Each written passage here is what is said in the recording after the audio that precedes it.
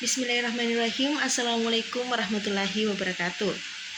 Pertama-tama mari kita panjatkan puja dan puji syukur kehadirat Allah Subhanahu wa taala yang telah memberikan kita kesehatan serta kesempatan hingga saat ini.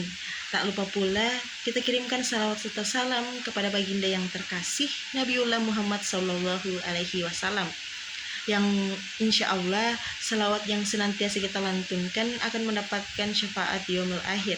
Baik, kami dari kelompok 2 akan membahas materi yang berjudul mitos dan fakta, larangan anak gadis duduk di depan pintu.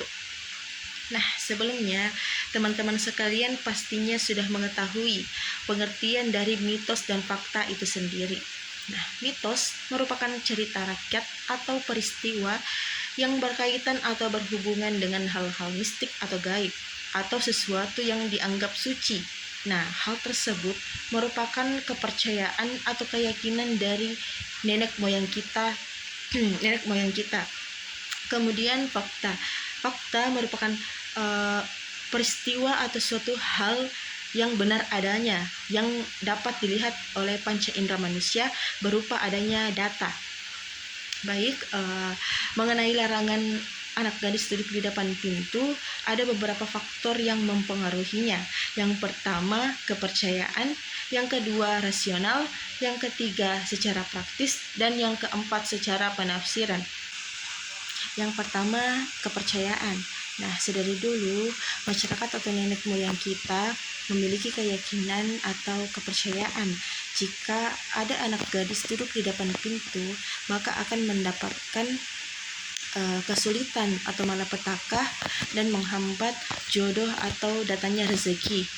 Nah, kemudian secara rasional, namun jika dilihat dari segi rasional, bahwasanya anak gadis duduk di depan pintu itu sama sekali tidak ada kaitannya dengan hal-hal yang mendatangkan malapetaka.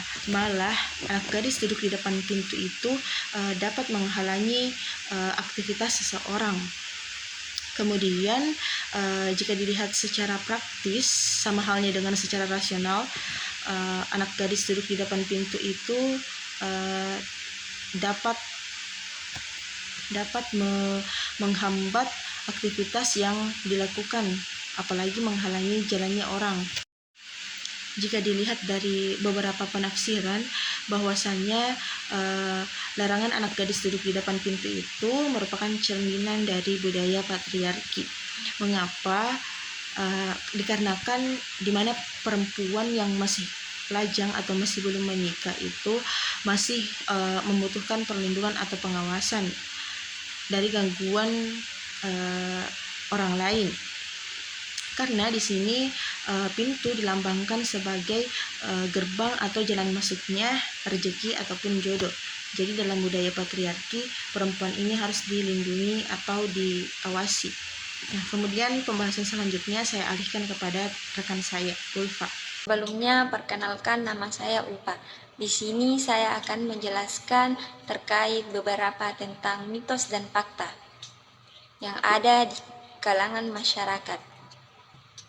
Dapat kita ketahui bahwasanya Indonesia kaya akan budaya, namun terdapat juga mitos-mitos di dalamnya. Salah satunya itu tentang larangan bagi anak gadis duduk di depan pintu. Dalam masyarakat Bugis, anak gadis dilarang duduk di depan pintu, karena mitosnya bahwasanya anak gadis dilarang duduk di depan pintu itu dapat menghambat datangnya jodoh dan susah untuk memiliki keturunan. Namun, faktanya ketika kita duduk di depan pintu itu terkesan kurang sopan dan dapat menghambat seseorang yang hendak keluar masuk dalam rumah. Dan dalam segi kesehatan itu dapat merusak postur tubuh. Namun, mitos dan fakta bukan berarti sepenuhnya salah, tapi dengan secara tidak langsung mengajarkan kita bahwa duduk di depan pintu itu kurang sopan dan hanya membuang-buang waktu saja. Maka dari itu, marilah kita mencintai dan menjaga selalu dan melestarikan budaya yang ada di sekitar kita. Mungkin itulah penjelasan singkat dari saya. kurang dan lebihnya mohon dimaafkan. Saya ucapkan banyak-banyak terima kasih. Assalamualaikum warahmatullahi wabarakatuh.